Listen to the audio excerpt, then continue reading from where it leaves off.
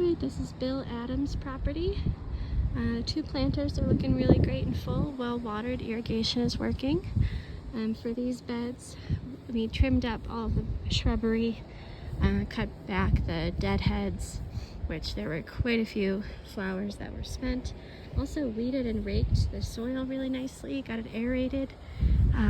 Some roses had to come out or be deadheaded and trimmed back a little. Some morning glory in here too, but keeping it maintained.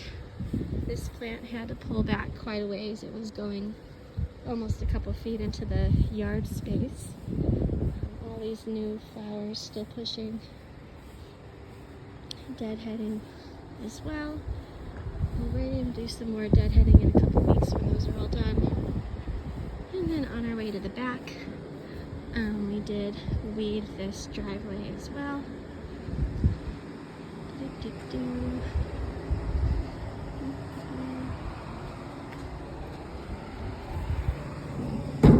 we go. So now in the back here, more weeding, raking, and fluffing of the soil, keeping things tidy. There's Maddie with a leaf blower. Shaping up here. And I'll come back to this in a moment. Over in the corner, things are looking all right except for a few dogwoods in the middle. These are just looking super dry compared to everything else in the beds. The lilies are looking good, but weeding, raking, fluffing going on in here as well. But the dogwoods we'll keep an eye on. Alrighty, now back to this section under the house with these three bushes that are just absolutely crispy. They had this sprinkler set up right next to it, and I turned the water on and all the water came out of the nozzle, or the knob, and I'll show you what I mean. I tried tying it on tighter, but it all floods out right there, and none of it exits out the hose. So we might have to work on that. I think we have this all correct. Yep, not really sure what's going on there. But they also have this sprinkler irrigation that may or may not be helping anything out here. But these three are the problem area. Otherwise, nicely raked and weeded this area.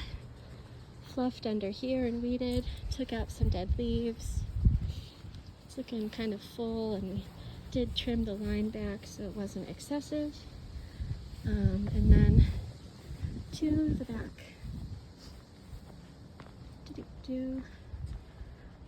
Walking along their pool planter. This side is very, very dry compared to the other side. Significantly drier. And they do have one sprinkler. Who knows if that's working because the level of dryness is pretty severe. But we weeded and raked and fluffed and pruned up quite a few things here. A little bit crispy on the edges. We tried to take most of the crispy away so that it looks a little cleaner at least. Yep. Let's see. Palms are looking all right, and this side of the bed is a little bit more moist than the others, so things are a little bit fuller. Over here, we took back some of the excessive Virginia creeper, I believe it is. Just tidying up the line, making sure the wall is at a reasonable amount of foliage, and fluffing, raking, weeding, all up here. And some wasps are building a nest in this. That is important to note. And they have eggs too, very active. But there's three very dry vines on posts 1, 2, and 3. I would say they're dead. Not sure what we're waiting for here, so next time we should take a look at those and probably remove them or replace them.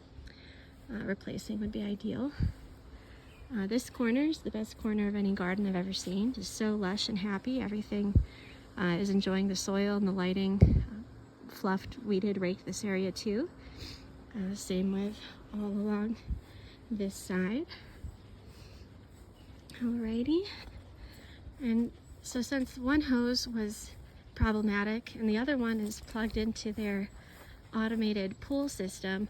We didn't have any way to water these plants today, so the left side would love to get some more water over there, as well as this planter.